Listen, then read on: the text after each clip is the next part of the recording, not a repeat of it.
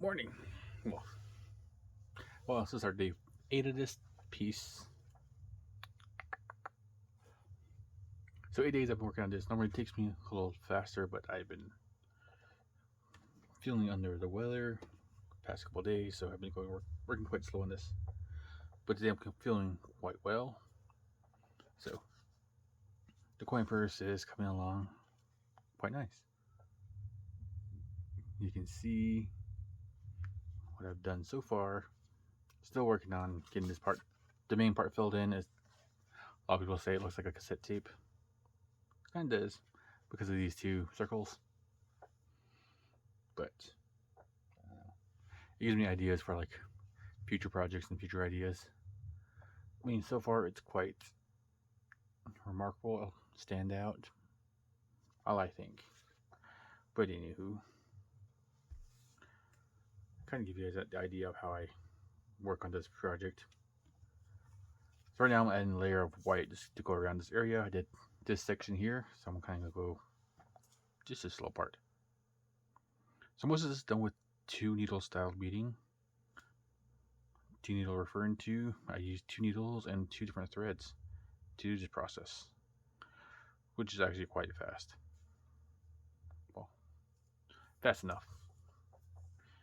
Once you get the hang of it, I mean, you go and go and go. Okay, so my first needle does have my beads, which is this bit of white. Then my secondary needle is always behind. So there's one needle on top, one needle at the bottom. The needle on the bottom, or the secondary needle, is the tack down needle. So it follows the first needle, and you will work towards your less dominant hand. You work with your dominant hand and follow your non-dominant hand. Okay.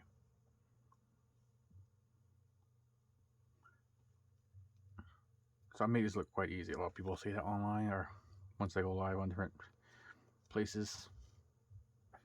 I don't know how, but I just do. Plus, I have really good hand-eye coordination. As you can probably tell.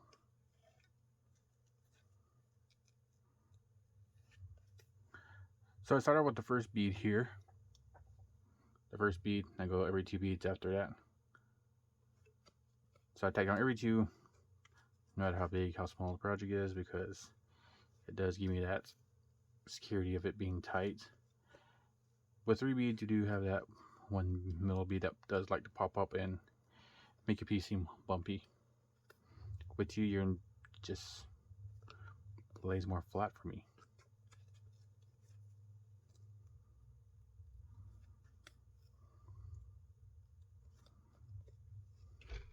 Oop, I should my drink.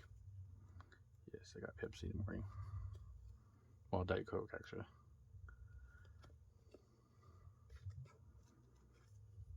The breakfast of champions for beaters, I guess. But I'm constantly touching my work, being sure that the beads are flat and right in the right place. Because when I push them together, I want to make sure they're not bunched up together. Because if they're bunched up together, you can see it bunches up with that. And I don't want that. You actually want to have them loose so it's forward and I hit it and push it up just so then it moves in the right spot. So when I pull it tight, I know where it's at and I push it up so the beads are set in the right place. See how the beads are loose moving around? That's fine. That's because it gives you room for the needle, or actually the thread, to pass between and pull that thread down. So if I have all bunched up, then kind of want to push all my beads together, and I don't really want that. Oops, went too high.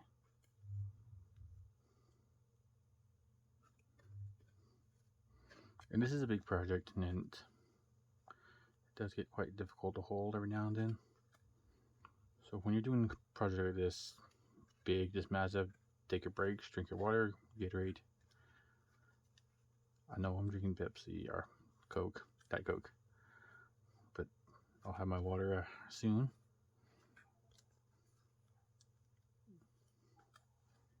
And stretch and take breaks. So you see how the 2-needle method is going quite fast. It's not really taking me that long. I mean, it's been what, 5 minutes since I did this video or so, and I'm nearly done with, well, nearly halfway I should say, with this row.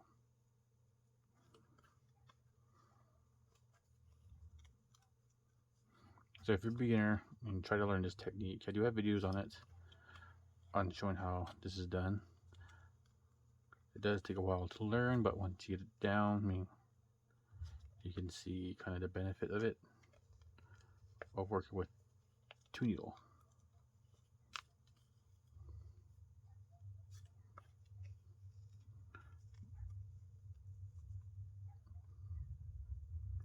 But yeah, remember, this is a big piece. This is 4 inches wide by, what was it, 4 by 3?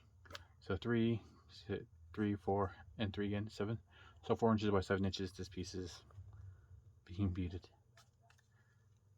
It's taken me 8 days to do this.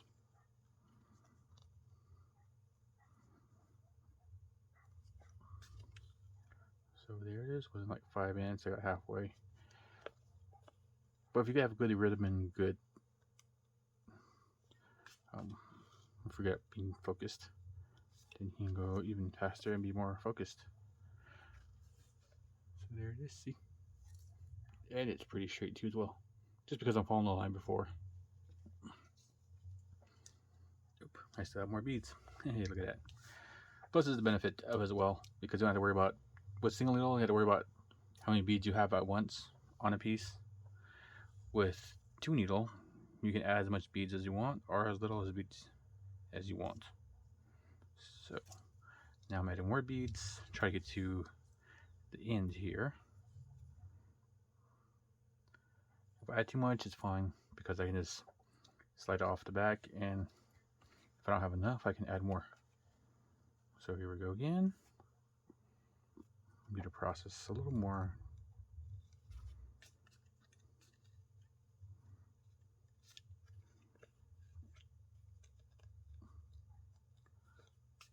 Most people say I bead fast or I tack down fast, but this is actually me being quite focused right now and being pretty healthy. Oops. And beware of your thread too, because if it's too close to your eyelet, it will actually fall out. I've had it done quite a few times where I went to tack it down, and about here it slips out, and it gets quite frustrating, especially having to rethread the thread or rethread the needle.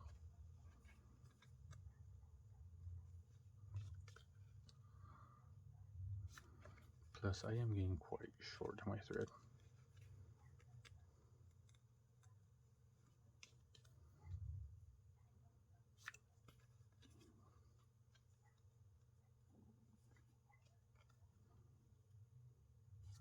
So I'll keep going. Just checking my beads. So always be aware that your beads do grow when you're doing this, because you're putting your thread in between it and it expands, even though it's so slight, whatever the thread width you're working with or your thread size. I'm using a 9OB, so it will grow that much every time you stitch. So for me, every 1/4 inch is 5 beads, and I do 2 in between it. So I do every 1/2 inch, I'm doing it 10 or 5 tacks. Every inch is 10 tacks.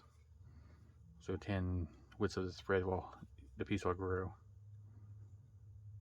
I mean, when you're doing single needle, that's one of the things that you don't think about.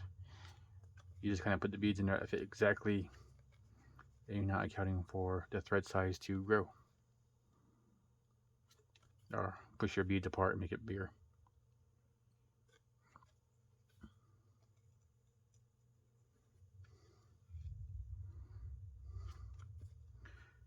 And plus, the most useful tool I use while doing this is actually my mouse.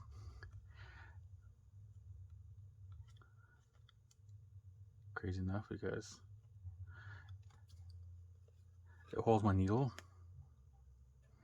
When I'm checking something, I put my needle in my mouth.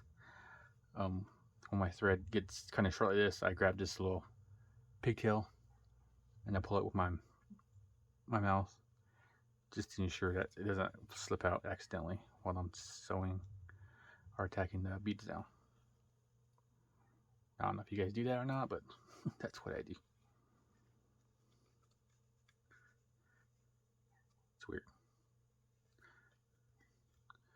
There's quite a few times where I poked myself quite good in my mouth, just because I was paying attention with the needle, and yeah.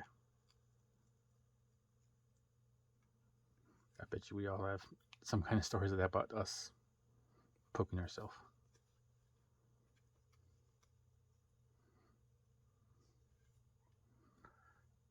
So this is almost about 10 minutes, 11 minutes of me sewing and kind of showing how this is done.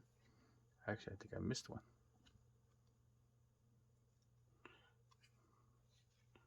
I don't know if you can see it, but I think I missed one of these beads here. It's kind of,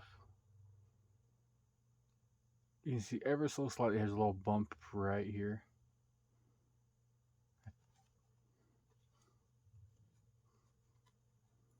So with that, I'll go back and I'll re-tack that one bead down. So even though I missed one, I got 3, I'll go back through and tack one of those beads down, just to ensure that it stays flat. Because once it's done being flat, I'll go through and retouch my work. I mean, actually, like touch it, because I want to make sure that my pieces are flat and exact. So there it is. I put that last, my beads into the piece. Now I'm going through and just going to tack it down.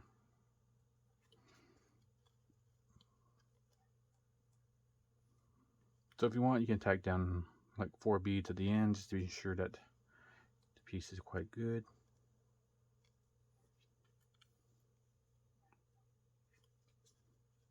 Just like that, you're done. Then go over, then you can feel if there's like one high spot or one low spot. So with me, one feels high right in here, which if I turn, I even missed it. It's just a big bead. So just feel your work after you're done, just so then you know it's flat. Go over your work, I mean, go over the whole thing.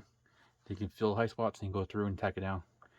As you go around, you can go skip over, tack it down, come back, and finish your beading process. But that's my process of how I work. I mean, that was done in what, 10 minutes? And I know I take forever doing this, but if I'm doing like the outline border, it does take me longer. It takes me like an hour to do one row, because it has to be really precise. And then this row has to be really secured down as well. So that one worked pretty fast. I mean, 10 minutes, which really shouldn't really take me that long to do all this to fill in. But as I'm doing this, I'm actually creating and figuring out my design as I go. So it does take me a bit longer, because nothing is really drawn out for me and set for me as I make these. So if you have pattern, follow that. If you're just gonna wing it and kind of just do it as you please, do as you please. But always be creative. And thank you for watching, and hope you guys enjoyed that. Maybe I'll come back again and do some more beading and small demonstrations of something else. So thank you guys for watching, and have a good day.